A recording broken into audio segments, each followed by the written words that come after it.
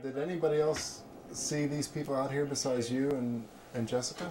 Yeah, every once in a while. People would, passerbyers, people driving out on the flats, would either, for one, Velcro. come by. They would actually walk up to us. We're about probably 3 miles from any kind of main road. For the most part, people would walk, and you'd hear them come up because it sounds like you're walking on cornflakes because of the salt. So you'd hear them, and they'd come up, or you'd look off in the distance, and you'd see people with binoculars looking.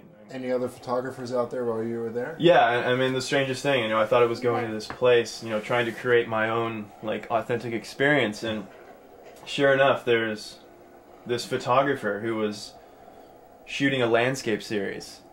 He was shooting the mountain range directly behind the cutouts, and he set up about 100 yards away from us, and when we initially got there, we drove out on the flat, and I saw the guy with his, I don't know, he was shooting it had to have been like a digital SLR. It looked like a 35mm camera of some sort.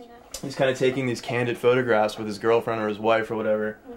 So I stopped, I acknowledged that, and then I drove past him. I drove around and I parked, you know, 100, 200 yards away.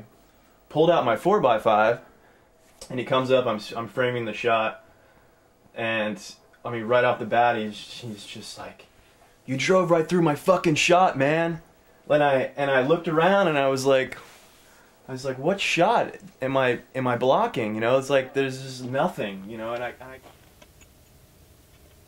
fucking douchebag, man. Cannot believe that. Why don't you tell us what just happened? This guy came from Santa Monica to No, Santa Fe. with his digital SLR. And he comes over here and tells me I'm in his shot. And there's like 800 square miles of open salt flat, and Wait, let me get the salt flat. he tells me I'm in his shot. He comes over and drops the F-bomb.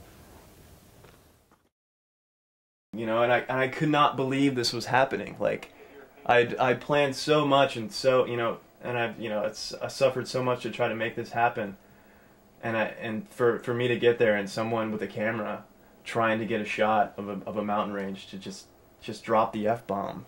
I explained myself. I'm an artist from New York, and he's like, "Oh yeah, well I lived in New York too, and I'm an artist, and I drove here from Santa Fe," and he was like, "You know, you gotta move, man." I was like, "Nah, I can't move. This is my spot." You know, and I had to like claim my area. I could not believe this was happening. Like, I had to claim this spot. And you two were competing, and we were duking it out. We were competing for this you know, specific point, you know, between these two peaks. And I'd come there the night before, and I was like, you know, that's it. You know, I need this. There's something about this. You know, I really like. You know, I have the landscape in the background, but it's not really about the landscape. But I still want to, you got instill this sense of awe, and I have my spot. And for this guy to come up and to say I was blocking a spot, and I couldn't believe it. And he ended up, you know, telling me to move, and like I hadn't raised my voice at all at this point. And you know, I was staying pretty composed, and I was just like, you know what? In my head, I was like, I'm just gonna move, and you know, sure enough, he like, right before he walked away, he kind of like turns back, and he's like, his famous last words, he just goes, "You better be a good fucking artist."